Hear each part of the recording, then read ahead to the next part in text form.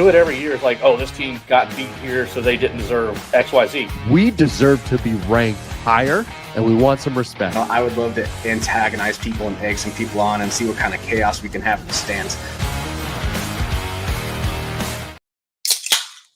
FCS Fans Nation. We start with two questions. Seth Meyer says, who gives the best hugs? Because I need one. A loyal South Dakota State fan. And Brian Thompson, the Taco King, says, who would like a beer? Because I got some I earned from the Jackrabbit Illustrated guys. Welcome to the FCS Fans Nation podcast. The post-marker episode, getting into November football here soon, right after Halloween. And the Jackrabbits' hopes of winning the marker were broken like Kyler Neal.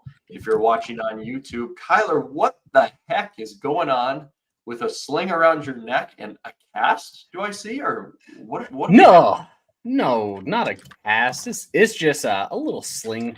I think the last 2 weeks my shoulders have been slightly out of socket, and now, the last 2 days it's definitely out of socket to where my shoulder's a little lower. It's in front of the other one, so constant 8 out of 10 pain. Finally, gonna go to the doctor tomorrow and see what they can do, because now I can't lift it more than a couple inches off of my side. So it's pretty rough. Well, I hope they give you the good stuff, so at least you can enjoy the recovery time. We'll see. I don't think so. I think they're just gonna give me a nice X-ray, make sure that's what it is. If it is, pop it back in, slap me on the butt, and call it a day. Sounds good. Well, make sure that you get the tweet out there, whether you're playing or not. Don't hide anything and be deceptive. That's what good programs do. So we want to make sure that if you want the ultimate FCS experience, because we're 3 weeks away from the mock playoff special and then playoff selection Sunday, make sure if you want to be part of the playoff bracket challenge to win a $50 Visa gift card, you go to FCS Gold, link in the description below. 99 cents is what it'll cost you a month. We don't care if you subscribe, pay 1 month, and then stop. That puts you in the playoff challenge. Congratulations. So 99 cents to submit a bracket. Pick'em challenge still going. 17 people. They all survived. So we'll see how they go into next week. And we have one incredible sponsor, Mr. Neal. The floor is yours. Oh, man. I should have prepped something. But you know what? Maybe I did. Maybe I didn't. We're going to have to go see. But there was another loss this week. So, again, it's another time to troll an individual FCS school, because at the end of the day, you don't deserve any Renegade Hydrate. So this ad is brought to you by Renegade Hydrate. But breaking news, Presbyterian finally lost. The Miracle Run over. The hype evaporated. The Blue Hose are officially bone dry. They look like they've been hydrating with tears, no juice, no gas, just vibes and wishful thinking. While other teams were fueling up with Renegade Hydrate with real electrolytes, real energy, Presbyterian was out there trying to sip that holy water and hoping for an overtime, but the holy water dried out. Face it, they got baptized in defeat. The only thing wetter in their eyes right now is a bottle of Renegade Hydrate that they should have been drinking. Renegade Hydrate, keeping winners fueled while Presbyterian keeps choking on the dust. Yes, Renegade Hydrate. I think it was Thumper who said he used it for a little bit of a hangover cure. So besides working out, it has many utilities. Link in the YouTube description below and anywhere you find this podcast. All right, gentlemen. Fan questions rolled in fast and hot and heavy this Sunday. We have some answers, maybe some clarity, but still a lot of questions to get to. With that, let's get to the top 6 topics of the week. What are FCS fans talking and posting about nonstop? It's time for the top 6 topics of the week.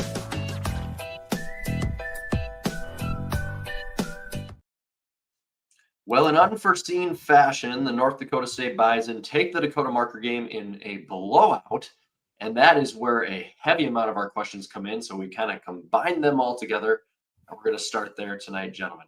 So, Michael, Noah, Eric, this is a combination. They say, does Chase Mason make that game even a tiny bit closer with a 38-7 final in terms of North Dakota State? Let's go into that question specifically. And as you guys know, we've got kind of 2 more bullet questions beyond that. Let's talk about the game from the North Dakota State perspective and what you saw with the Bison, because question 2 is going to lead us on to the other side. Tyler, what did you see about the Herd? I mean, NDSU is by far the most complete team. I think I've said it since the preseason, almost every single episode, that this is NDSU's year and everyone else is playing for second. And they just showcased it, right? And I get it. Chase wasn't in, but I really don't think that's going to make a big difference in this type of a game. NDSU, they have one of the best offenses in the nation. Their defense is electrifying. This is going to be another potentially top 5 FCS team of all time, maybe top 7 when it's all said and done. They look the part, and everyone's playing for second, and I don't think second is really that close to the NDSU. So, yeah, the Hoes be tripping on this one too.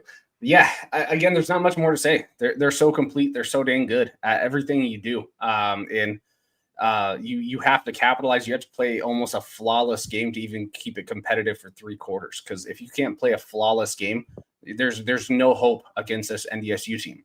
I also think they're one of maybe there's 2 top 10 teams this year that got a little bit better from last year, where the rest of the top 10 maybe regressed a little bit. I do think the FCS as a whole has regressed, but I think NDSU is better than they were last year, which is a dangerous thing because they already won a natty last year. Then I think Tarleton is quite a bit better than they were last year. Everyone else, I think they're actually down a little bit, unless you're including like the Tennessee Tech, Monmouth, but none of us are going to sit here and say that they have a fighting chance to beat an NDSU. So we're talking about like the championship, quarterfinal, semifinal caliber teams that everyone else regressed a little bit and NDSU got better, which is one scary thing to imagine when you are going to back-to-back championships. So, yeah, they're going to be hanging that banner at Nashville. I don't think anyone's really going to be competitive, and it's NDSU show running it just like the 2010s all over again. I do want to say if I can give a little bit of maybe a little bit of hope to the FCS. I'm going to give Mitch Miller a shout out here. Mitch Miller is a South Dakota State fan who's followed me on Twitter. We talk back and forth a lot. And I basically did to Mitch in 2023 and South Dakota State fans what he's doing to me this year. That year I was like, the season is a waste of time. Let's just give SDSU the trophy and then let's move on to 2024. I tweeted that nonstop and it wasn't a surprise, right? I do think this year is different from a 2013 NDSU, a 2023 NDSU. I just think there is a difference in terms of the seniority and the experience factor. Because last year, NDSU kind of started to come together. This youthful talent that's really in the roles now came together in the playoffs. They had some early bumps early. They didn't look perfect, and Cam Miller played out of his mind. But this is actually wild. In the FCS days of old, everybody would roll their eyes and be like, this is pathetic, what I'm about to say. And I don't mean to downplay the people that aren't the NFL draft pick in what I'm about to say, but here you go. These are the starters against South Dakota State for NDSU that are seniors. The quarterback, the running back, and all 3 wide receivers. On defense, it was the weak side linebacker and 1 cornerback. And that was it. The whole other roster is juniors, true freshmen, sophomores. And in the day of the portal, that doesn't matter because Tim Polasek will be coaching at some Pac-12 or Big 12 school next year, and then 20 of them will leave. But it is wild with the youth. And at the same time, a secondary that young, a defensive line that young, an offensive line, which I said last week, which is young, is not like 2013, 2023 senior giant classes who've seen it all. And we just know for sure they know what's coming. They're going to be able to mentally win every single game. So I do think there is a difference there. Like to just say they're going to go win at UND, I think needs to have a pause. Like that they're just going to go up there and roll them. I think a lot of people might argue UND is a whole lot better than South Dakota State. The way that things are looking, we have to see it. But unlike 2018, 2013 NDSU, and 2023 SDSU, I do not feel every game where it's like, book it. I can just kick my feet up and this season is over. So I'll give the counterpoint as the Bison fan to maybe some hope for the FCS. Jamie Williams, how did you feel about the Bison? I thought they were obviously quite dominant from start to finish. Cole Payton had a real nice game. I'm looking at it. More so on the ground. He did what he needed to do through the air, 18 out of 23 for 243. Nothing to sneeze at, but he ran for 4 touchdowns, 17 carries for 137. One aided by an absolutely ridiculous missed hold. But, that's one play. He was pretty dominant when it got down inside the 5, even though I think everybody knew the ball was going to stay in his hand. It still went into the end zone. It didn't matter. And I'm pretty sure that Bryce Lance enjoys playing against South Dakota State. If you think back to that playoff game And you think, and then you look at yesterday, another 5 for 103. Definitely nothing to sneeze at there. Bryce Lance is probably, from a talent standpoint, the most talented receiver in the FCS. He might not always have the stats to back it up because he doesn't need to, because they got a lot of weapons there. I mean, Pino didn't even do anything yesterday. I mean, he had as many yards in 13 carries as Nathan Hayes and mop-up duty had in 2, but they didn't need him because Cole Payton kind of controlled that offense, controlled the game. Would have been nice to have seen a healthy Chase Mason, Luke Marble, just not on that level. And North Dakota State's run defense was on that level, held them to 1.5 yards a carry. When's the last time that happened for South Dakota State? Probably in the D2 days, if we're being honest. Just an overall dominant performance from the unquestioned number 1 team in the country. I don't think that Chase Mason really makes that big of a difference in this game. Sure, maybe 10 more points, but if it's closer, then NDSU doesn't just put on the brakes in the second half. For sure. I mean, that's the reality. They had that game over at the end of Q1 when we think about it. So I think probably NDSU would have scored 50, and maybe it would have been a 50-17 type of game or 50-20, but Chase Mason wasn't going to beat these Bison. Now, the one thing I will say about Cole Payton, because he's getting a lot of this, love, and it's well deserving, right? His efficiency's off the chart, his accuracy off the chart. But there's a couple throws in this game that if the DB was just turned around and Bryce Lance didn't make one hell of a catch, those were dangerous throws that should have been picked. I do think that it was that Bryce Lance in double coverage right on the sideline where he catches it over the defender of, SDSU while SDSU wasn't turned around. I mean, that is a dangerous throw that can bite you in the ass sometimes. Now, the good news is, again, NDSU's defense is so dang elite. Even if that was picked off, they're probably not scoring. But that's the only thing where it's like, Cole Payton, hell of a talent, right? He does have an arm. He does have legs. But there was a couple decisions that I would have went, you probably shouldn't have thrown that ball. It's too risky. And you don't need to be that risky when you're moving the ball so well. That's the only negative thing I even saw, but it still became a positive. They still caught that ball, but that should have been a pick if just the DB was, positioned in the right way, or Bryce Lance just didn't have one hell of a freak athletic play, because like Jamie said, he's arguably the most talented wide receiver in the FCS right now. Yeah. I mean, the thing about Chase Mason is, like I said, I agree with you. It would have made a stitch of difference, but it would have been nice to see a fully healthy South Dakota State. Yeah. Just because I don't want it to be a damn talking point the rest of the year. I think NDSU beating the brakes off them like they did kind of kept that from being any kind of talking point. If it had been a little closer and SDSU had any offense, I mean, that offense just looked terrible. I hate to say it. Yeah, we all want to see the most healthy team when they're your number 2 team go against the number 1. You just always want to see the healthiness. Like, even, again, I'll pull out my Eastern because I like to do historic runs because, I miss those good old days. But in 2018, when we played NDSU in the championship, we had 11 starters out. It would have been really fun to see what we could have done, because we only lost by 14. If we had those starters, because they were significant starters that were out, I still don't think we win.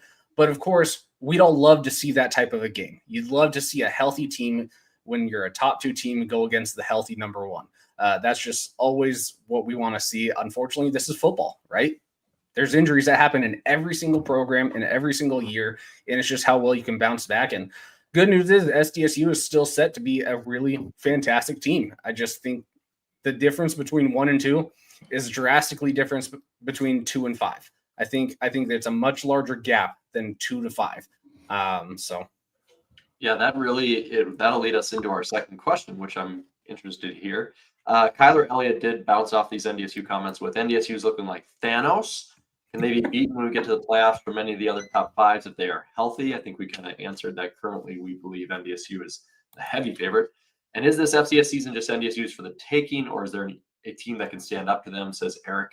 I will say I'll be interested to see if the Bunnies go to Fargo in the playoffs and Chase Mason is there. I would bet a lot of money that game doesn't look anything close like what we saw the other night. I would still take NDSU to win, but I would not take it in some sort of crazy blowout fashion on repeat of what we saw down there in Brookings. That would be shocking. But maybe you guys disagree. You're going to get your chance to talk South Dakota State here, because Matt Kelly comes in and says, what happens to the top 5 after that marker game? Does SDSU fall all the way to 5? Also, where does UND belong as they keep performing? Noah also wants to know if SDSU drops below Tarleton and Montana. So we're going to get out of the top 5 here into the third question, but we're sticking around here. Really, where is South Dakota State now in your mind, Jamie Williams, in the rankings?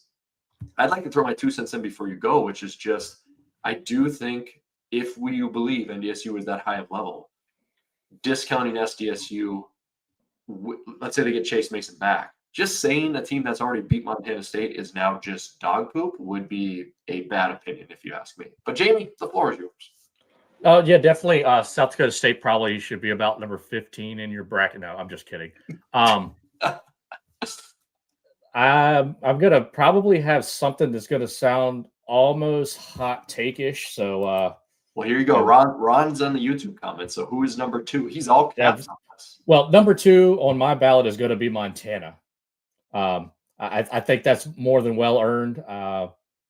They did have a nice win against Sacramento State. Took them a little while to, as usual, get going for Montana. But where my hot take's going to come is at number 3. I am leaning very, very, very heavily towards pouring North Dakota at number 3. And I'll probably take a lot of heat for that. But North Dakota is 2 plays away from being unbeaten. And I know we can't live in a hypothetical world. And when you start arguing about how a loss is what impacts you, that's a losing argument. And I say that a lot. And I get that. And I'm still going to say that I think North Dakota looks like the number 3 team in the country because they are doing what we've been talking about with Tarleton. And they have just been hammering people and just doing what they need to do. They're not showing a whole lot of weakness. They got a top 10 strength of schedule. North Dakota looks like the number 3 team in the country to me right now. It was going to be very interesting to see what happens when South Dakota State and North Dakota State come to the post office up there to play. I'm really excited to see those games because I think North Dakota has a real shot to show what they are and not that they're just the other team. So yeah, I think I'm going to have them at 3. Like I said, I'm going to catch a lot of hell. Probably Tarleton at 4. And then then South Dakota State's got to still be at 5. And that might be too far of a drop. Your point is very well taken, Matt.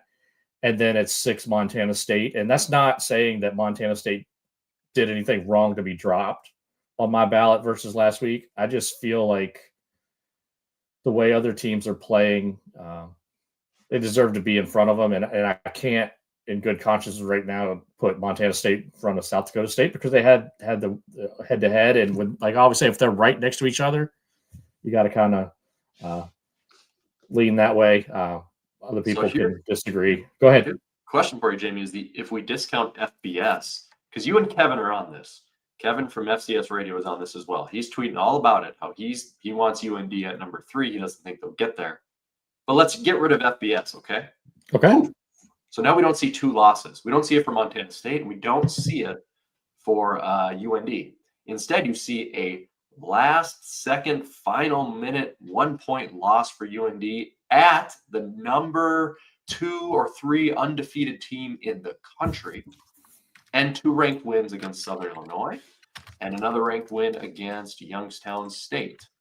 And then you look at Montana State, and they lost to South Dakota State, and let me double-check their schedule to see how many ranked wins we have. But, like, if you take UND at face value there, which right now their strength of schedule is top 10, like you said, and you discount FBS, that's a pretty dang good argument to be at least in the top 4. So, Kyler, what do you think about that in terms of what the top 5 could shake out? What should it be? We don't care what the slot voters are doing. Give me your guys' opinions. What should this be? I mean, the reality is this SDSU? Are they going to have Chase next week, or is it going to be back to this backup quarterback? Because if it's a backup quarterback, they're probably going to lose again, which is a problem. So I think it's 2 completely different teams in terms of if the backup's in, they're probably going to be closer to a top 10 type of team going forward. But if Chase is in, then yeah, they're still a hell of a program that could beat anyone not named NDSU, or at least have a lot of 50-50 games.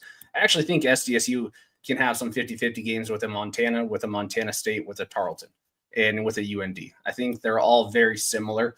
So, I mean, I don't care if you rank UND above. I will probably, and this is where I'll get a lot of hate online. I think as the season's gone on, SDSU has looked a little more vulnerable than Montana State. So I get they have the head-to-head win, but guess what? Everyone else was ranking Mercer ahead of Presbyterian last week, even before Presbyterian lost. I don't think that should have been the case. So if we're playing that, then who cares? Put MSU above. I think MSU right now could beat UND. I think it'll be close. I think they can beat Montana, and they could definitely beat the SDSU team that showed up, last night. So, but those are all of them belong in the top 5. I mean, those are in Tarleton, so they all belong in the top 5. There's 6 teams that actually belong in the top 5. I don't really know which order you want to put them at. If SDSU lost by 10, they're probably still number 2. That is the reality. But the difference is they didn't. They got absolutely shellacked and blown out. So you are going to see them drop probably a little more than what you were hoping for. I think, 4 to 6 is where SDSU will land. Probably 5 is a good indicator of it. But yeah, a healthy SDSU is still someone I wouldn't want to face in the playoffs if I'm not named the Bison. It's splitting hairs. Shout out Jackrabbits. I see what you did there. Because, okay, NDSU undefeated. Everybody's like, yay, number 1. Then isn't it really just pick your poison and a little bit of what you feel like? Because right here, Crazy Criminal comes out and here he goes, does the FCS playoff committee not consider FBS wins? Okay, Tarleton has, correct me if I'm wrong, no ranked FCS victories on its schedule currently. That's correct. Undefeated, but it has a win over Army. So you go, wow, undefeated FBS victory. And a stronger strength of schedule than Montana. That's the reality. As of right now. Right now, over Montana, who's undefeated, but Montana can claim ranked FCS wins. You would have UND, who has 1 loss to the undefeated Grizz, but has 2 ranked wins. The Bobcats, like Kyler Elliott said, 1 ranked win for them over Northern Arizona, and then a close loss to South Dakota State. South Dakota State beats the Bobcats, also has other ranked wins, but then gets shellacked by NDSU. There's almost no wrong answer there. You could argue if you were so confident in one of those 4 squads, not NDSU or the other 4, and you just wanted to die on that hill, you would have a good argument. Which here comes Jamie Williams. Jamie says, I don't mind how you put them as long as you can put it out there publicly and defend it. I think you can defend all that, right? Yeah. Every single one of them. So I don't think you're crazy with UND, Jamie. I don't think you are. Yeah, and Kyler could absolutely defend putting Montana State ahead of South Dakota State because they are played. That's the reason you put Mercer ahead of Presbyterian. Now I had Mercer way ahead of Presbyterian instead of like I was just talking about having them 1 spot apart. But that's a difference. Yeah. When I saw a few that was like 18 and 19, I go, oh, come on, brother. Just if you're putting them that close, you got to do the head-to-head. But you had them at like 11 because Mercer's been playing a lot better recently, right? Stuff happens, especially early in the season. That's where I also go, Montana State is playing better, I think, than South Dakota State, and they have kind of after that game. And it was a really close back-and-forth game, double overtime. So I go, Montana State, I probably think they could beat SDSU if they had a rematch. They're passing a little bit of the eye test. We have the Rev, of course, here in the comments. And the Rev always says you should not do preseason polls. You should give it at least 4 weeks. I'm actually more extreme than the Rev. I would do no polls until after the national championship, and then I would slot them in. I think you can really get a good look then. I think number 25 you'd really debate, but you get a good picture at that point. All right, we'll see what the polls look like. Honestly, for mock playoff special, the way things are kind of rolling, it's going to be a lot of fun when we get to that point of the season. Excited to see it. You know what is a lot of fun? One conference that nobody was expecting, and it just keeps getting better, to include the Revs team and a flag behind me. Let's talk about the Southland because Zach says, sorry, Dustin, who is your favorite to win the Southland and why is it Southeastern Louisiana? Because again, that conference proved this week. We're going to have a lot of fun with it. Jamie, the Southland stage is yours, my man, because we don't have the Rev here preaching. What do you think about it? Well, the one thing I want Rev to do real quick, if you can, Rev, if you've got it fast, in the chat, tell me what the tie-breaking procedures are, because if SLU and SFA both beat Lamar, that's what we're going to be dealing with. Otherwise, common opponents is going to be all even if they win out. So I still think SFA is the best team in the Southland Conference. And Lamar, I'm not going to call it smoke and mirrors at all. They're doing what they need to do. That their offense isn't very good, and that usually is what catches you when you can't score, because eventually they're not going to be able to score, and your defense can only take you but so far. I just feel like SFA looks like the most complete team, but don't discount what Southeastern Louisiana is doing. They are quietly winning their games, but they haven't played anybody. And I know SFA lost to Abilene Christian, but when you come down to it, you got 3 teams at 4-0 right now, and in conference games, I'm looking at it right now, SFA has scored the most by 40, and they've allowed the least, by 17. So their point differential, which is something that I do put some stock into, is how that to me it shows how you're playing from a complete standpoint. SFA is showing to be the best team there, and I just looked at that backwards. That's actually Southeastern Louisiana, but still, I just blew my own point out of the water. But whatever, I'm still sticking with SFA because I can't read. So Jamie, maybe I need to go back to school. It's a pure disappointment that those 2 teams are not matching up. That is really the thing that I'm insert Kevin's accurate argument here. It's just happened to be who they miss. Wish they would play each other. And Rev's been saying it for a couple weeks. They'll both get in if they wind up tied, and one of them will get a home game, and the other one will travel there, whichever that happens to be. Yeah, I'm just not sold that Southeastern Louisiana is. I don't think they're going to lose through the rest of their games. I know East Texas A&M can put up points, and they have been a threat to some of these teams, but I'm not sold on Lamar. Lamar's motto on their Twitter and everything is basically just find a way, and that's exactly what they've done. They've just found a way to survive, and I think when Lamar they're going to host them, so they get them at home. But I think Southeastern Louisiana has the balance, both on defense and offense, to be able to go in there and win that game. I do not see the offensive firepower of Lamar being able to slow them down. Incarnate Word, unfortunately, is off the tracks, and then Nichols at the end for Southeastern Louisiana. I like Zach's point. That, to me, in the schedule, looks like a team that should be able to run it all the way out. Do I trust SFA as much? I don't know, Kyler. Maybe convince me one way or the other. What do you think? No, I think probably SFA is a slightly better team. But, man, SLU is looking good. Their defense is on a different level compared to what it has been in previous years. Their wide receiver, Domino, I believe that's how you pronounce it. He looks efficient. He looks damn good. And looking at the rest of the schedule, I don't think Lamar's going to be able to beat SLU or SFA. I think they both probably run the table. And then, if it goes to who has the highest ranked win, well, that's kind of unfair for SLU because, they started the preseason not ranked, and I think SFA was right in that top 25 or pretty dang close to it. But SLU, I like their offense, and I actually like their defense. Their defense has been kind of frisky that no one's really scoring on them. They look the part, and, I don't think they're going to be either SFA or SLU is going to be one of those teams that can make a splash in the playoffs. Sorry, Rev. And sorry, Danny, but it's a fun conference right now. And if Lamar goes 0-2 versus them, they're probably sitting on the outside. If Lamar goes 1-1 with them, well, then good news is we probably have a champion. But that could make it to where maybe we have 3 teams from the Southland that can slide in, depending on more chaos. But I think I'm leaning towards in a head-to-head. I might pick SFA, but I think I like SLU better across the board. Does that make sense? So I think SLU could beat more teams than SFA probably can, but in a head-to-head, I probably might pick SFA. But I think they're pretty dang close to each other in terms of what they bring to, the rest of the FCS, what they would put the level of talent on the field. SLU is kind of cool to see their bounce back. I think SFA's final challenge is going to come here just this week. As crazy as it sounds, UT-RGV is coming to town. And that's actually because I don't trust Lamar. That's the thing. I don't trust Lamar. So with that being said, if I think Lamar is going down to SFA at home, CVS school, SFA is going to beat them, and Northwestern State to end. Both these squads, I can see both these squads winning their last 4 games unless someone can convince me Lamar is actually better than what I think. So, and SLU was absolutely murdering Rio Grande. That's the reality. It looks like it was only a 2-possession game because of garbage time. But, SLU handled them. And it was fun seeing UT.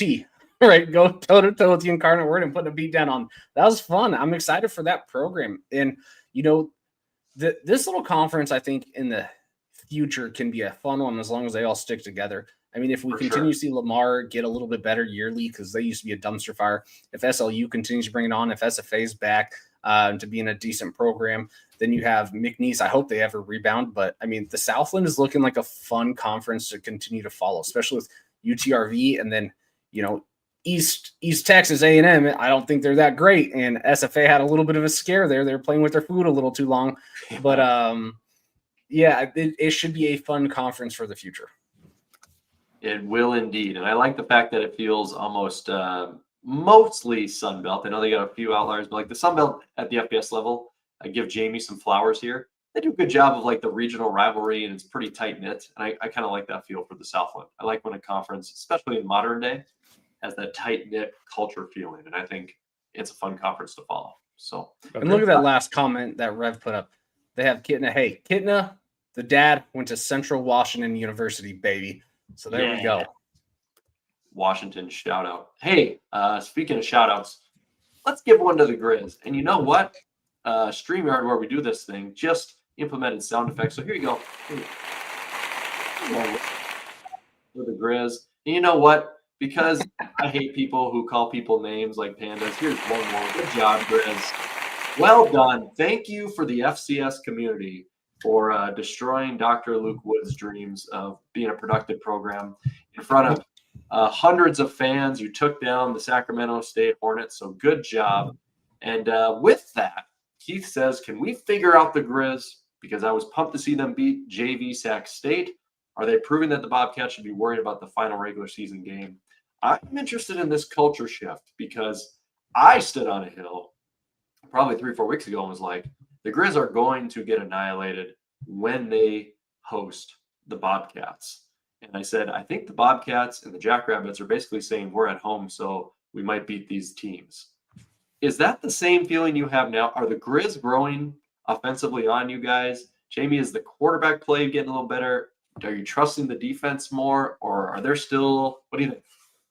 I mean, I wish the defense was a little bit better, and I wish they would start a little faster. But Montana looks really good, and having just handed the keys to the offense to Ayat seems to have done that young man a world of difference, and he grew immensely over the offseason. Kiali Ayat is playing great. Eli Gilman is playing phenomenal. They got a freshman, Brooke Davis, that's on the Walter Payton, or not Walter Payton, sorry, the Jerry Rice watch list, deservedly so.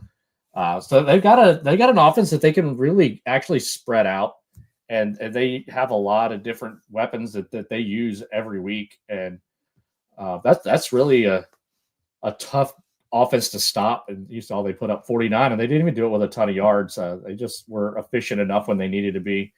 It was good to see the Pandas beat the Clowns, so that was good. Never that was good. saw, can you believe that somebody actually united the FCS to root for Montana? Like that, it's ridiculous. Like, good job, Dr. Luke Wood. You are one hell of a man for that. You should Honestly, deserve a Nobel freaking prize. He deserves props for that. He deserves props there. The Grizz, if the Grizz are at home and they're undefeated and Montana State is coming to town, because I saw Grizz fans getting on Montana State a little bit. It's like, hey, you didn't look so hot against Cal Poly either. So how come we were getting all the smack talk and you didn't look all that great? Kyler, is that legit or no? No, because at the end of the day, Montana was up like 18-0 at halftime where the Grizz were down 9-0. Like, it was two completely different scenarios versus Cal Poly. MSU controlled the game throughout the whole, and Cal Poly is feisty. They're not good, but they're feisty. But the Grizz were actually down 0-9. This is what we've been talking about the Grizz all year. They start too dang slow, and that is going to bite them in the ass when they finally play a good team. That's just the reality. So here's the thing. I want to troll Sac State first. I did not know Sac State Stadium held 35,000, people. The reason why I'm saying that is because they said there was over 16,000 people in the stands, and hell no, there was not. That was half empty. What a dick move. it was really pissing me off that I was rooting for the Grizz online. I was rooting for a nuke more than anything, to be honest. But like Matt said, I've never seen anyone reunite Grizz, MSU, NDSU, SDSU, me, all to root for the Grizz versus Sac State. Luke Wood, you are a disaster of, a person. Now, I think you're doing some good things behind the scenes, and you are making it exciting, so I'll give you that credit. But you just need to shut up. Like, you should never be able to reunite all of those teams to root for the Grizz. Like, that should have been your one game where people are rooting for you, even with your JV comments earlier in the season. But you kept doing worse stuff, and you made us root for you. So I hate you even more just because of that. You made us root for the Grizz. And this is not a Grizz fan podcast, right? We troll everyone equally, but yeah, that was just annoying. However, Kyler, if you are a Grizz fan, make sure you subscribe to the FCS Fans Network because we have one of the best Grizz podcasts out there. The data and stats show it in Fight on Montana with Adam. There we go. So make sure you watch Fight on Montana right here on YouTube. All right, back to you. Yeah. Now to talk about Montana a little bit. So this Montana team is different from, the previous years where their Achilles heel was their offense. Like Jamie just said, they have a lot of weapons, but they also have the most electric player in the FCS football right now, Michael Wortham, who is untouchable, right? And it's just elevated that offense. They are an extremely efficient. They're crafty. They do start slow, but they have been outscoring everyone in the second half of the season. And it's not really close. They're up like 100 points when it comes to the second half of the season. They're plus 100 or something ridiculous like that compared to who they played. But the difference with this Montana team is their defense is not as elite as maybe it was in, a few years. So if they start slow, this is where I have a hard time trusting and maybe putting the Grizz at number 2, even though it's deserved. If anyone wants to put the Grizz at 2, it is very well deserved. You could put them there, and there's a real legitimate argument for it that I don't think anyone can really talk you off the ledge for. But my thing is, if they're starting off slow, which they have in almost every dang game, right? And then the defense isn't there to bail them out. What happens when they play another elite team, right? What happens when they play, a healthy SDSU, when they play a dang dynamic Tarleton, when they play UND again, when they play MSU? That's where you go, can the Grizz get lucky again, right? Can they come back again? And that's where I have a little bit of a issue with thinking the Grizz are going to be a championship caliber team or even be able to meet in the championship. Right now, again, they're undefeated and they're beating people. They have some good wins, but they start too dang slow. And they do. I mean, that's the one thing about Bobby Hauck. You got to give him credit. He is a solid coach. There's a reason why he's won this many games. He is adjusting extremely well in the second half.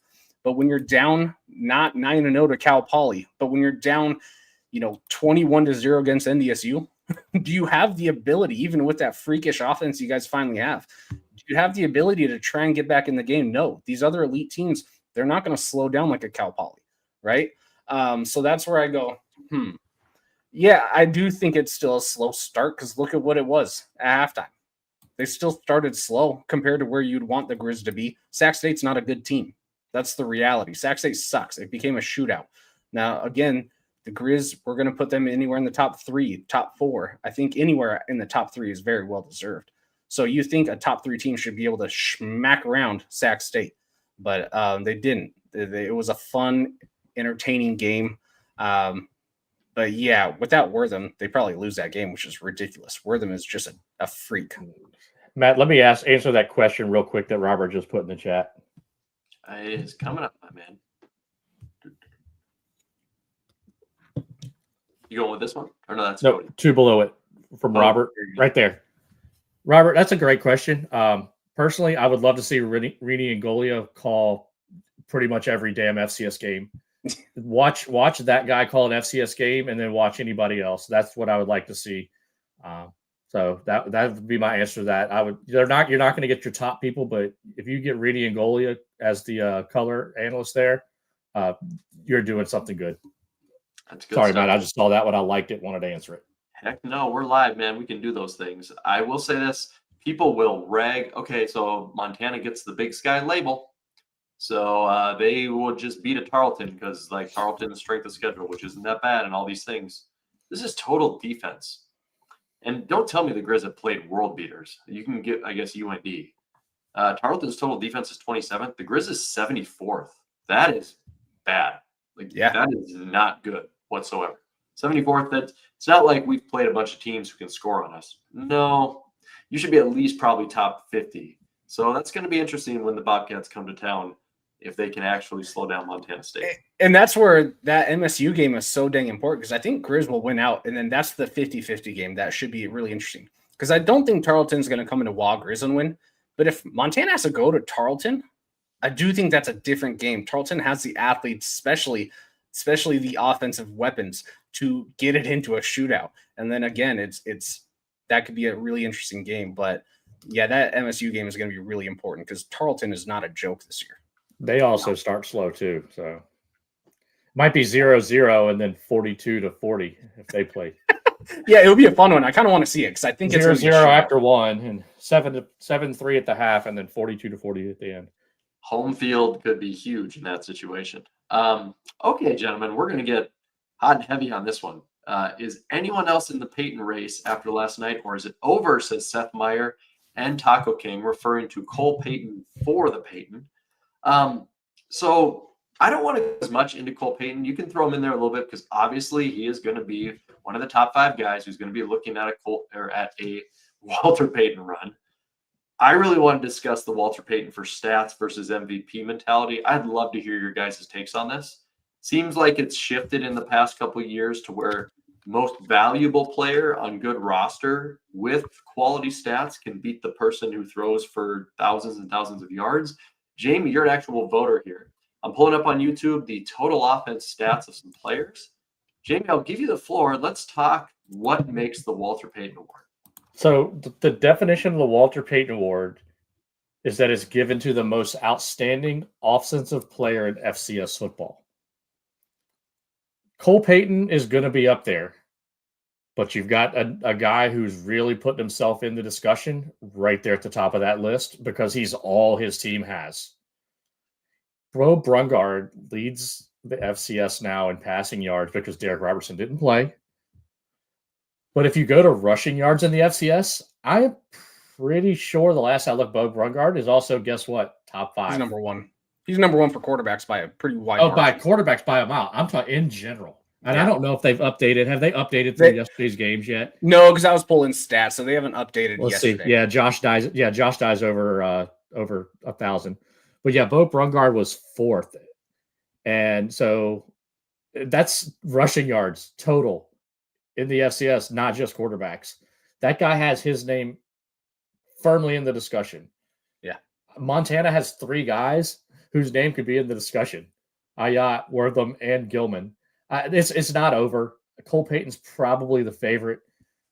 Derek Robertson, depending on how long he's out, was heading in the right direction to get a lot of votes.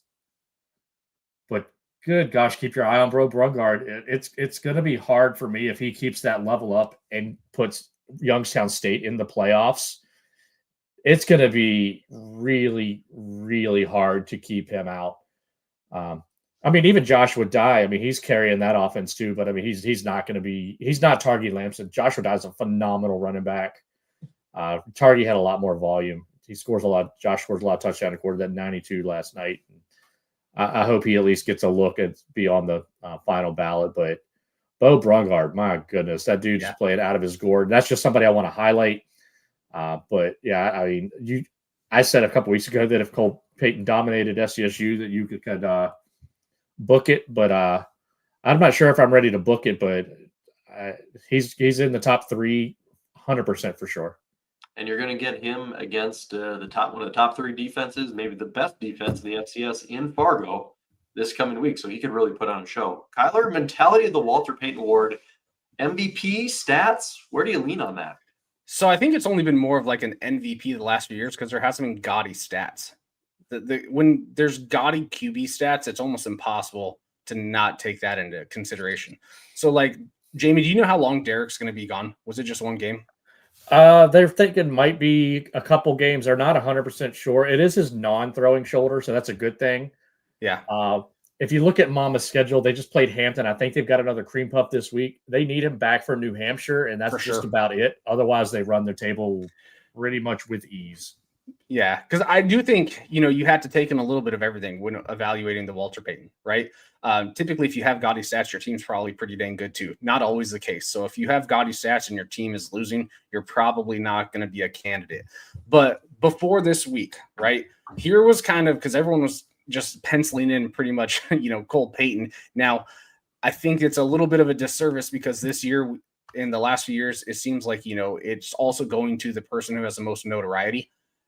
Which is taken away from, the Heisman and all this. Sometimes you should go with the person who's putting the team on their back and has gaudy stats. So Derek Robinson, he didn't play this week. So these stats aren't updated, unfortunately. But before this last week, if we look at, rushing touchdowns, of course, Derek Robinson's not going to be on it. That's not a rushing team. He puts the whole team on his back and he throws the dang ball. But, Cole, he's 12th for quarterbacks. So that was pretty good. Now he's going to skyrocket up this week after 4 rushing touchdowns. So that's going to be pretty cool to see. But in total offense, Cole Payton was 9th. Total offense, Derek Robinson was number 2. Okay. Passing yards, Cole Payton was number 23.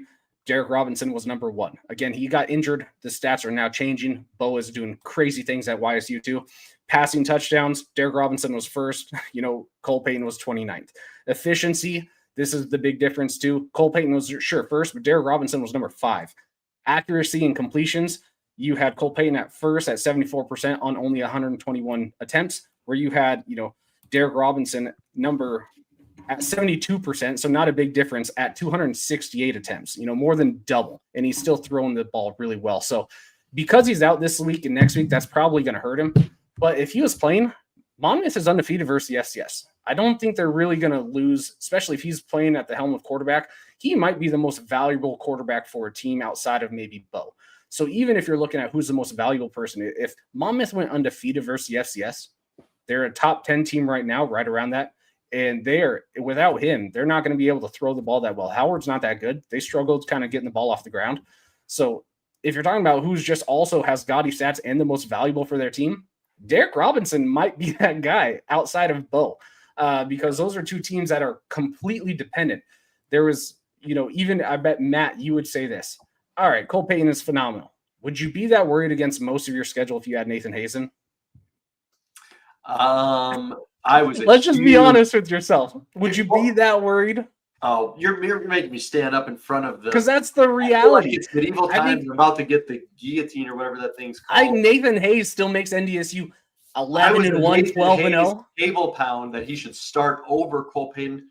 I think the Bison, unlike South Dakota State, if Nathan Hayes had to start for them for extended time, I think the Bison would be fine. I think he's a great quarterback. And also to answer the Revs question up there, Pete Guerrero was a finalist. He didn't win it. Monmouth was good that year. They lost in the playoffs to some team in purple that has since moved on. There's the question from the UND fan. It's not even a question, but he is also saying Michael Wortham. That is a reality for his total production. He's by far number 1 by a landslide in terms of total offense, total production. What does he has? 18,000 yards, 2,000 yards already? Because he's their returner. He's sometimes their quarterback. He's their receiver, their best receiver. Sometimes he's their best rusher. It is wild what he is doing. And before we even move on, sorry, Matt, before we move on, I'm going to, it sounds like a footnote here at the end. Jerry Kaminsky's playing out of his gourd from North Dakota too. So just go down the list and just all you have to do is go through the damn valley at this point. I mean, I named some others out. We've named some others, but there's 5 or 6 candidates just in the valley that could challenge Cole Payton for this award. So it's not over. Sure, there might be a leader in the clubhouse, but let's rock. Do you think, Jamie, real quick, if Derek Robinson wasn't injured for a game or 2, do you think he just slowly takes it away and makes it just undeniable? Yeah, just knowing how the voters are, his passing yard total and touchdown number would and could still be so far ahead of everybody else that it would be almost impossible to keep him off of most ballots, and so many are going to put him at 1 just because of those stats. And your point was right. He's super valuable. I thought that the kid played all right yesterday, but I mean that was Hampton.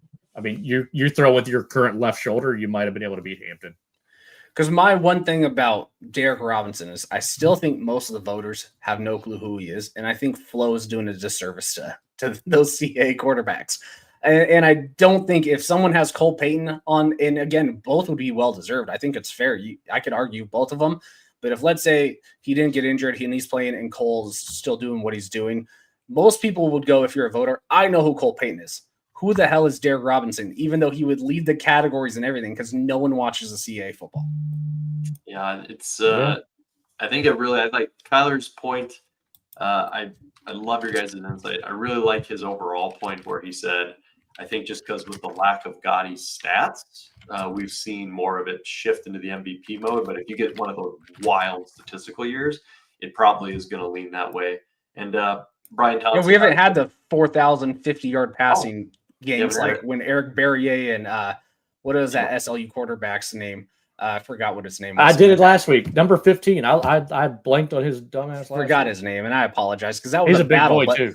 They're both 4,500 plus yards, both 45 touchdowns. Like those are where a Cole Payton, even as efficient as you are, you're not going to win those battles just because those gaudy stats are just unreal. Yeah, I don't know if Cole Payton will win the Walter Payton. We've established something tonight. Cole Payton unsure of the Payton. We're all pretty sure NDSU is probably going to just keep on rolling. And you also got to look at the big picture. Nathan Hayes, Brian Thompson said they'd still be undefeated, North Dakota State.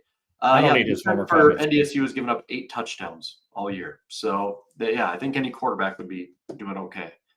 Guys, this is going to be fun. We got Halloween on the cusp. We're in the final question of the top 6. Tyler Elliott says, if you had to build the ultimate Frankenstein team from current FCS rosters, QB from one team, defense, etc., what would it look like? This is fun. Okay, so kind of a fun one here. I am not going to allow you, gentlemen, to double down on anything. So if you pick NDSU's defense, let's say, you can't use anything North Dakota State related the rest of the way through. So I want an offense, a defense, a quarterback, a coach. I'm going to do one extra one here. An X factor. Can be any position. We'll call them the X factor. And then you know what? I want a stadium too. You got to pick a stadium for the Frankenstein to play in. So this is Frankenstein University, graduated from Monsters, Inc. originally. All right, Kyler, I will give you the offense. Jamie, feel free to counter or give a backup one. After the guy answers it, you can give a counter or a backup.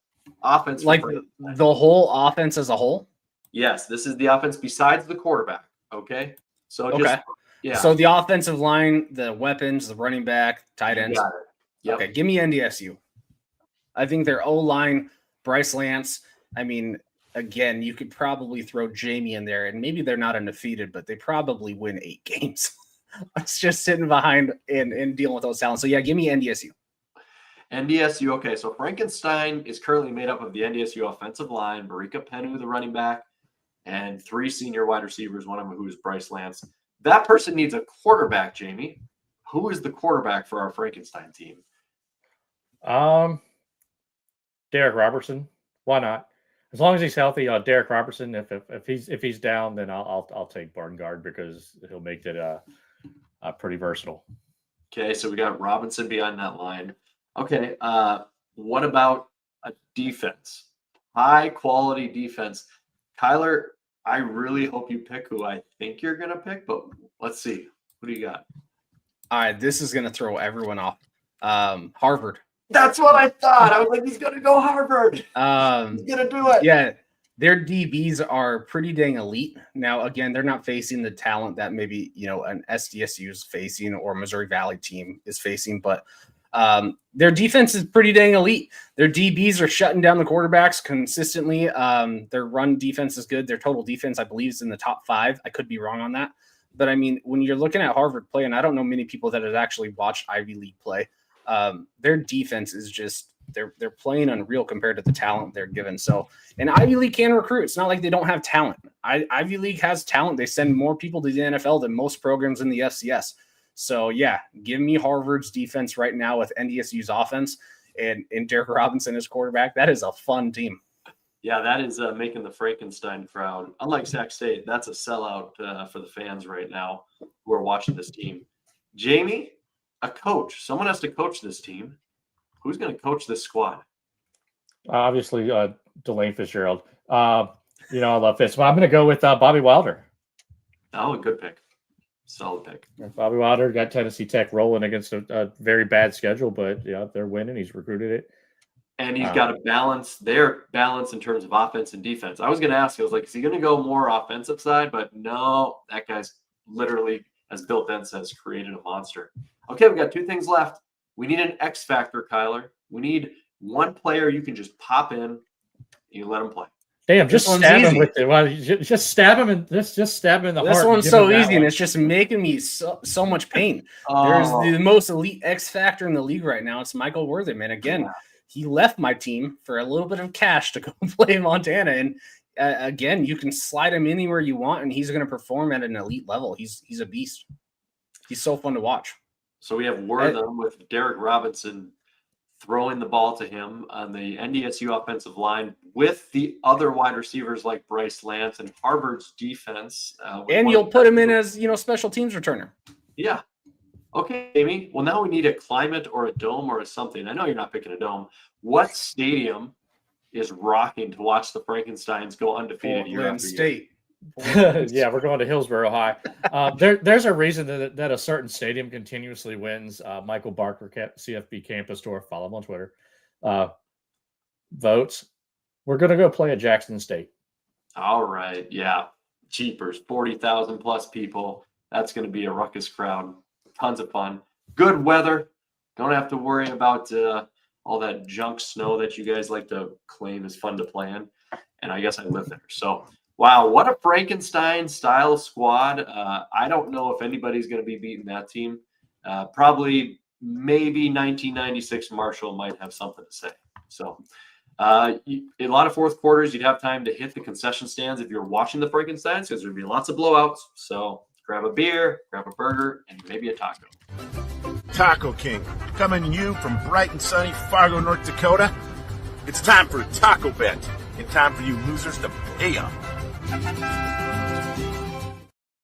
Oh, people are paying tacos big time for Brian. I believe there was a point before the SDSU game, he told them, I'm going to bet you that we're going to put up 35, and he gave them 21 points. Like, he just dominated the betting yesterday. So kudos to you, Taco King. All right, the great Preston asks us from FCS Gold. He wants to know, both Celebration Bowl favorites lost yesterday.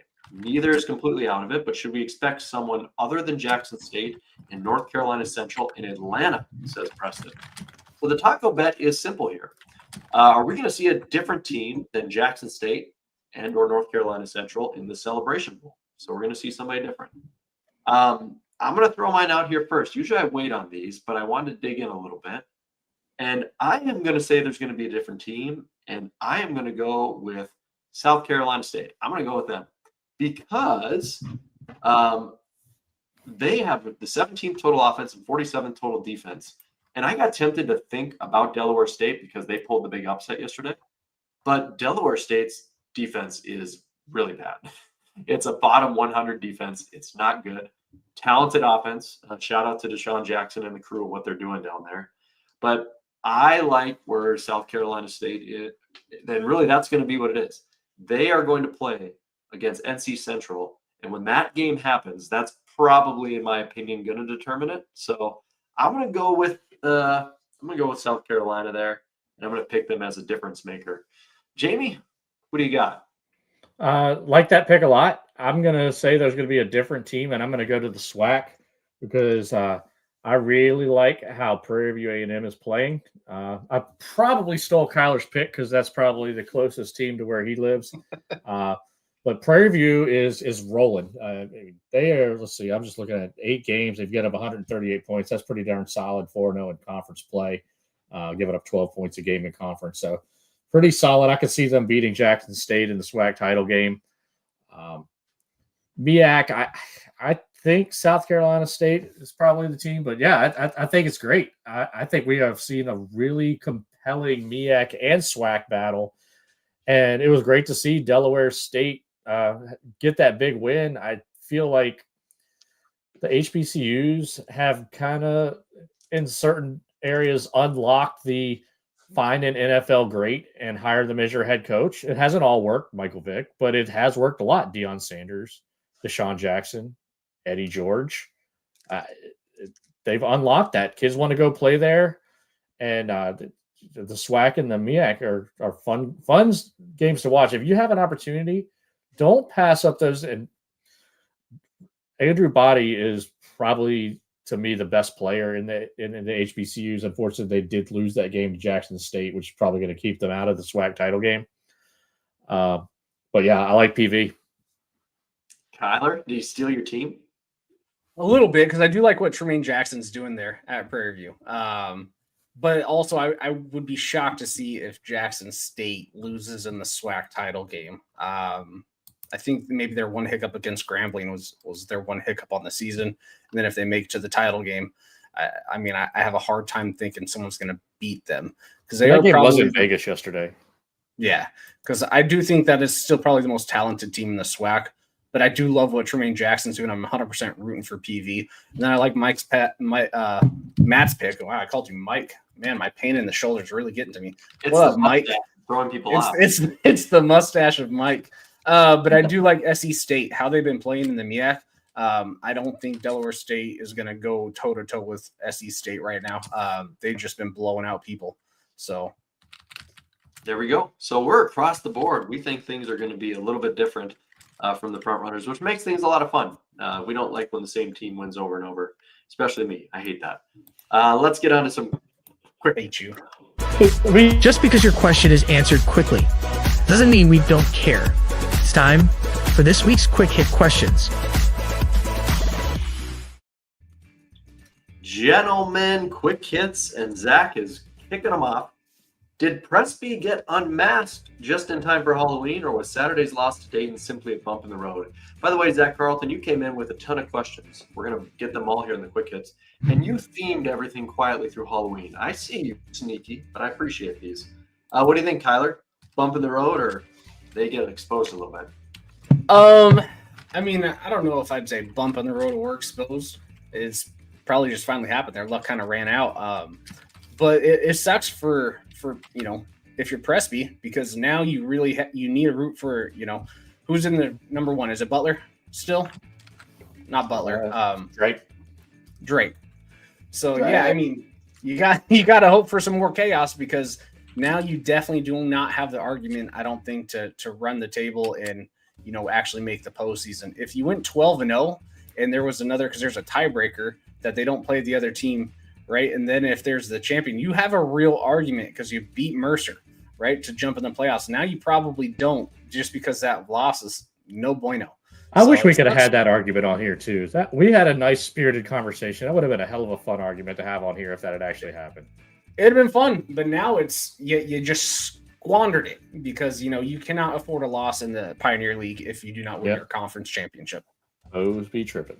Made the mock playoff special a little easier for us. Tyler Elliott's around the bend. Jamie, if you could hand out candy to any FCS player after week 9, who's getting that full-size Snickers and who's getting a box of raisins? A good and a bad. Full-size Snickers is going to Southern Utah running back Joshua Dye. 200 and some yards, a bunch of touchdowns. Who's getting the bad stuff, the milk duds with a razor blade in it? Just throw it in Luke Wood's bag and move on. Oh, man. I also will, it's quietly being said, so I'll say what probably South Dakota State fans won't say out loud. You can throw it at your coaching staff, too. Just be way too timid. I don't care if it's a redshirt. Just, you got to go for the throat. You got to get tricky. You got to get the tempo moving. They move slow. They play really conservative, boring ball. Okay, if you're going to get blown out, go for the throat a little bit. At least give it your all. I don't know. That game plan was extremely, extremely conservative. I think they could have at least tried a few bag of tricks on Halloween to make NDSU get on their heels a little bit. All right, Zach comes around again. If your team ran a promotion, Kyler, where one fan had an opportunity to call one play and you won, what play are you calling, and would you want – okay, which one are you going to take? Would you want to call in a low-pressure first drive play call, or would you want a 4th down, trailing by 4, 10 seconds left, close to the end zone situation. What do you want? I don't care because everyone who plays me in NCAA knows my go-to play, and I don't care if I'm 1st and 10. I don't care if I'm 4th and 28. I run the same damn play because it's so effective, and it just depends on what the defense is giving me because I love to run my little audibles. But I'm running 5 wide receivers wide, shotgun formation. I'm running stick, and what's going to happen is depending on your safety, if you're going to pull up, guess what? My wide receiver on the far left side, he's running a streak. Don't worry about it. And it's just going to be burned all the time. If not my tight end, he's running a streak. He might be doing a quick slant too. So just let me run the offense. It's going to be elite. It's going to be elite. Rev's with you on this. I'm running power.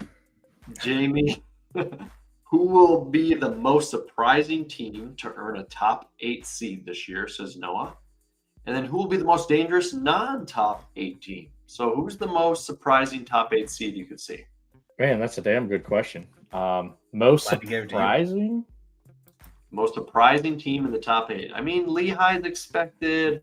Tennessee Tech probably expected. Like, you know what's going to be surprising is when Mercer sneaks in at the 8 seed because they run the rest of the damn table. Although I think they're going to lose to Western Carolina. But for fun, let's say Mercer runs the table. That'd be surprising.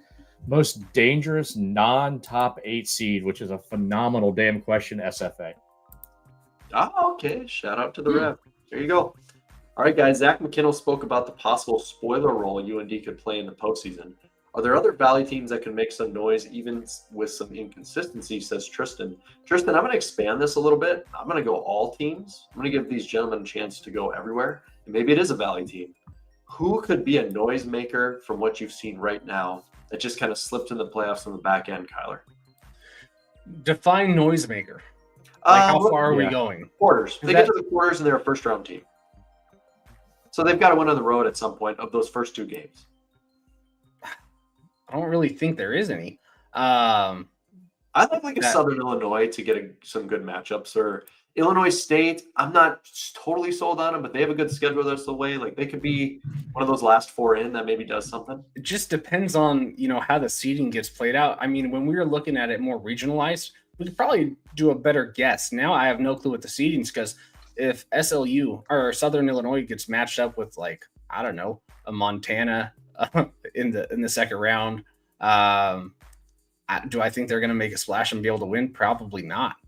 So I think when you're looking at like the top 8 seeds, all of them are probably they have a chance depending on where it goes and how the season continues. But right now the top 8 seeds look like they're probably going to win their first game in the playoffs. So I don't know. Yeah, that's going to be a tough one unless you can actually kind of see the matchups. But yeah, Tristan's probably not wrong when there's probably some back end Valley team that could probably pull it off. So Youngstown State. State. We're going to see. Yeah, I mean, I go back and forth on them, but Bo Brungard might be in more cast than Kyler by the time he gets there with as much action as he's seeing. All right, guys. Next one. How would you grade Delaware State's year so far under new coach Deshaun Jackson, says Preston? Jamie, what do you think? I definitely give them a solid B. There was a game a couple weeks ago that they should have won that they lost. But, I mean, to beat Central and to be as competitive as they've been, picking up a lot of good wins. I think, Deshaun Jackson, a solid B with arrow way up. A lot better than I thought it was going to be. I just figured Delaware State would just be another team like they've always been, kind of like what Norfolk State is. But, Deshaun's got that team rolling. They've got a run offense that is really, really hard to stop, and they're a fun watch. They're a team that is fun to watch, and sometimes that's all that matters. And they're improving. They got a shot to win the MEAC. I don't know that they will. I think they do lose to South Carolina State, but I also thought they'd lose to Central. So, I really like the job Coach Jackson's done there. I'd give him an A. There's no expectations for that program ever. That's very fair.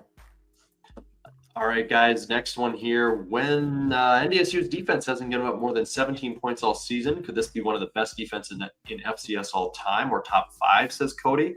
This was interesting. I was like, okay, let's look back a little bit. 1996 Marshall, 2013 NDSU, and 2023 Jackrabbits. Those are some teams people pound the chest for a little bit. 2013 NDSU and 2023 SDSU gave up 20 points twice all season. And NDSU hasn't given up more than 17 in 8 games. 96 Marshall, which I would argue is the greatest team of all time, actually gave up 25 times. So elite offense, all these things. So if you want to go off of like 20, there you go. So they definitely have an opportunity to be one of the top 5 defenses of all time. Maybe there's others out there that didn't win a championship, but it don't mean a thing without a ring. So you got to. I can think of one. So yeah, Jamie, exactly. 2017. Do you consider it more difficult for your team to be consistently terrible, says Zach, with low expectations, or to have high expectations and fall flat on their face? Oh, this is so mean, because as of recent, the only person who now kind of has this example is the guy who's already in a sling. So I kind of got to hand it to you, Kyler. You're seeing both sides of the coin. What is it? What I would say is, if you don't know any better, sometimes it's better just have a horrible program forever, because or a mediocre program, because when you are elite and then you take a dumpster fire, oh, it really stings. If Eastern sucked when I went to school there, I probably wouldn't be an Eastern fan. Now look at me. Now I got to sit here, root them on every single week, and then just get devastated. So I think the expectations, though, when you are at the top, and you know, it is harder outside of the NDSUs to stay at the top for an extremely long period of time. What NDSU is doing is unreal. Yeah, I would say the expectations at the top to stay there is a little more impressive, and it's tougher to maintain. It's definitely more gutting when that happens. Like if you like, because I've been a Bills fan for 30 damn years. I've had both sides. JMU, I feel like we lose before we should every year, and it's definitely gutting. Same with the Cap. So yeah, it's just definitely more gutting to have expectations and fall short than to just have nothing to deal with. And think of it this way: if you're a Northern Colorado fan, this is one of the funnest seasons you've had where you're pumped up because you keep losing, right? You keep losing close games, but you're at least competitive. You're pumped if you go 3-4 wins in this season. Like, you're pumped. You're like, hell yeah, we're on our way. We're on the come up. When you have 4 wins after you won national titles, you've been to 6 semifinals, and then it's 3 wins, 4 wins, 3 wins. It is just rough. Yeah, that's everybody. It's better to have failed while trying for something big than to just, yay, we kind of did okay. We're there. Yeah. All right, the Rev finishes this out. You guys know we'll answer every question on these pods. Halloween questions from the Rev. We got 3 of them. Round the horn with this sucker. Jamie, first one. Have you ever had a paranormal experience? Okay, so I'm going to tell my wife's story here. And this just happened like last week. So the other day, wake up and she says, because I get up early and I go for a walk. And she asked me, she's like, did you come back to the door and look in and then turn around? I says, no, I went right into the shower. She's like, I swore that somebody was there and had a red shirt and just looked at me and turned around. So I was like, no, definitely wasn't me. And I live in an area where there was a lot of Civil War battlefields. So then we look up any Civil War regiments or anything that wore red. And there was one, and they were called the Louisiana Tigers. They wore a red tunic, and they did fight in the local battles around here. And then you pull up a picture of that tunic, and she goes, "Oh my God, that's the shirt." So our ghost, and we've had things that she swears is a ghost before. So that's our ghost that lives in our house. Being that it's from Louisiana, we've called him Private Boudreaux. But Private Boudreaux is a very kind ghost. It's never caused us any other issues. Sometimes the lights will flicker. We definitely did see, apparently a few years ago, Private was in our Christmas tree picture. So, she happened to see that just somebody in a red shirt. She thought it was me. Happened to be the ghost of the house. Pretty ghost of the house. And now you have full ownership. He hangs out. You guys are good friends. I'm a big zero here, Rev. I love scary movies. You know it, but I've never experienced something I could actually say would be paranormal. I did see Paranormal Activity in Oceanside, California before it broke that it was fake and everybody was freaking out in the theater. Kyler, what do you got? No, not really, but we did live in Tacoma, and our house was built in like the late 1800s. So it's kind of a spooky house. And there's one time my sister and I, we got locked in a closet that didn't have a lock. Like it slammed shut. It was locked. We couldn't get out. We were screaming for like an hour before finally someone let us out. And then it was kind of crazy because we sold that house. And a few years later, from the same bedroom, the people who bought our house called my parents and the realtor, like yelling at us that you sold us a haunted house, because apparently there's been screamings from that same closet. So I've never experienced anything and don't really believe in it. But that is the only weird story I can even say that has kind of happened to me. But I don't really, nothing's ever going to happen to me. Nothing too crazy. Ghost. I will say, as you guys know, I love scary movies, and I abide by the rules to survive them. So this is why I've never experienced anything paranormal. When I hear scary things out of that, I do not go find them. I'm like, I'm staying in bed. Did you hear that sound? Nope, I'm just going to lay here. If you don't go to the closet, the ghost is not coming out. So you're fine. Matt, you and I have the exact same philosophy. Whenever my wife, because she believes in it, she said she's had those, experiences, but we'll be watching a movie and I'm like, why the hell would you even go in that house? And she's like, I thought you didn't believe. I went, I don't, but I'm not going to put myself in a situation where my, non-believing could become a reality. So you and I share the exact same mindset. Yeah. I'm not going to put myself in that situation. And other people in there. Was Ghostbusters 2 better than Ghostbusters? Okay, here it comes. Rev asked this last time. What's one of those movies you've never seen that everyone hates on you for? Add Ghostbusters to the list. I've never seen it. You know, we can't hate on you, Matt. That Ghostbusters, the original first Ghostbusters, came out in 1984. Okay, that's so creamy. Ghostbusters 2 came out in 1989. You were shitting in a diaper. Yeah, so you're forgiven. Okay, Kyler, do you have an answer to this? Because I do. Here's the thing. I recently watched the original Ghostbusters, 6 months ago for the first time in a very long time. It was so bad. None of it holds up. So I don't remember. Number 2 is with the lady in New York, right? Where she's coming down. And number 1's with the Marshmallow Man. Get them all mixed up. You'd have to refer to Jamie on that one. Yeah, the Ghostbusters 2 is the one with the painting in the museum. Okay. Big guy. But yeah, the answer is definitely Ghostbusters 2. And I've only been scared in my life as a kid for 2 movies. One was Cujo, because I watched it when I was 10, and I shouldn't have. The other was Ghostbusters 2 with that creepy bastard in the museum. And that painting, it scared, when it started talking, it scared the living piss out of me. And I probably haven't watched that movie since 1992. So maybe I need to see if I've grown a pair since then. As a kid, it was Poltergeist when the clown took the kid under the bed. For 5 years after that, I would run hey, lights out. You go to bed. I'd turn off the light switch and dive onto my bed. I'm not looking under it because that clown's gonna grab me and pull me under. That feeling as a kid is real. For me, as a young kid, it was The Grudge. I never watched scary movies, and I watched The Grudge. I was like, oh yeah, this is gonna start something bad. Last one, guys. What are you dressing up for? It's Halloween. Kyler, you got an early start to your costume. I'm not even sure you're actually injured. I think you're excited. I don't know. Kelsey and I were actually talking about it. We're normally we just don't do anything and we just, have fun with the trick-or-treaters. I put some decorations out, try and scare them, have a good old time, spend $300 on candy and just give it away. But we're it's kind of isn't it on a Friday this year? We're we might want to go to a bar. So I don't know. But all I know is our new little dog we got that we rescued. It is a hot dog. Her and I don't have any costumes yet, but that little Chihuahua thing is a hot dog with a bum arm, kind of like me. So maybe I'll just be a hot dog too.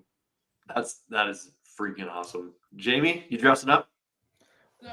Probably not. I mean, we had my wife's Halloween party last night, but I think what we're going to do on Friday is set up our table out at the end of the driveway. I'm going to set up my fire pit, and we're going to drink some margaritas and hand out candy. But I do have my Halloween costume here, so give me a second. Oh boy, live. So now I put my Eastern hat on, so I'm Kyler Neal. You all are bums. You all suck. Go Mariners. You actually pull up an old photo of Bo Baldwin in an Eastern. You kind of look like Bo Baldwin right now. Well, then maybe I'll be Bo Baldwin. Bo Baldwin, Eastern, with the hat, with the mic. Wow, I brought this hat in just for this question to be super stupid, but damn it, I'm going to be Kyler. Even Matt's like, you know what? This ain't that bad of a take. This ain't bad. There you go. Yeah. That's kind of Jamie Williams right now. That's He Bob doesn't Alden. have enough gray in his beard, I don't think, though. No, he does now. Whoa, why is Yeah, that I just can me? see it 1,000%. Yeah. Make sure you guys are watching on YouTube. You're missing all the great stuff. I buy costumes expensive, $150, $200, and I wear them for like 5 years. So I did Wilford for 5 years. If you remember the dog with Elijah Wood who just drank beer. And I've done Pennywise. I'm finally probably at the end of Pennywise. I have the full get up. So I'll do Pennywise again with the red balloons. My kids love it. So then I'll have a Pikachu, a SpongeBob, and a Paw Patrol running around with me. So should be a good time. But we do hope all the FCS fans out there, we hope you guys enjoy a safe and enjoyable Halloween. Make sure you do very few tricks on those young kids. Hand out a lot of treats. I see Bill's question says go trick and drinking. In our neighborhood, we do have the fireball fairy that comes around. Oh, That's awesome. That is awesome. All right, gentlemen. Well, just a few show notes before we roll out here on this episode. When we record next, it will officially be November. We will have about 3 weeks left in the regular season. And that means the third week of November, mock playoff special. We're going to start pounding the table. We love it. It's my favorite episode. I'm a big fan of NFL mock drafts. We will mock the selection committee and try to think exactly like them. And we've done pretty well, especially the last 2 years, on nailing the field and getting pretty damn close to what the seeds are. So that's because we don't have Chris Hammond and his stupid picks. oh, wait, here. Rev, I'll take that bet. So make sure you guys are subscribed and looking into our podcast because you're really going to enjoy that live episode. It'll be right before the week of the actual selection show. So, all right, gentlemen, appreciate your time. Kyler, I know you got a little bummed up, but why don't you send us out with your final thoughts and a boom as we roll out on a Sunday. You know what? Eastern Washington is 3-0 in the last 3 games. And sure, the opposing team has had more yards than us. Sure, the other teams look better than us in all of our wins, but that's not what matters. What matters is our special teams play and our punter is keeping us in every damn game. So who do you think you are, Lamar? Go Eags. We're Lamar right now, and hey, let's go, baby. Let's go, Eags. Drop a big one on the FCS. Final word, Kyler, hit it. Boom.